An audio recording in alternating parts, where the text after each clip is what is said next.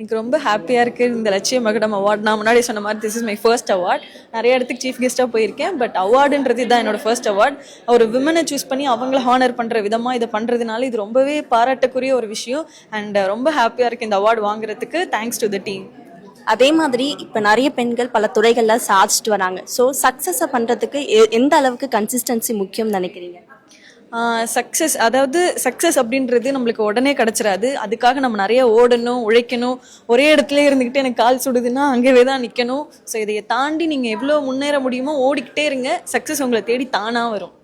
இன்னைக்கு பல பெண்கள் பல துறைகளை சாதிச்சுட்டு இருக்காங்க. முக்கியமாக நீங்கள் இந்த அட்வொகேட் துறையிலும் சாதிச்சுட்டு இருக்கீங்க. ஸோ சாதிக்க நினைக்கிற பெண்களுக்கு பல தடைகள் இருக்கும். அதை அவங்க எப்படி தாண்டி வரணும் அப்படின்னு? தடைகளை எப்படி தாண்டி வரணும் அப்படின்னா, உங்கள் மேலே 1000 விமர்சனங்கள் வரும். அந்த விமர்சனங்களை எல்லாம் நீங்கள் ஒரு லேடராக போட்டு அதை ஏறி வந்துட்டீங்க அப்படின்னாலே இந்த சொசைட்டி ஒரு பொண்ணு நீ இதை பண்ணணும் இதை பண்ணக்கூடாது நிறைய பேர் நம்ம மேலே விமர்சனங்கள் திணிச்சிக்கிட்டே தான் இருப்பாங்க.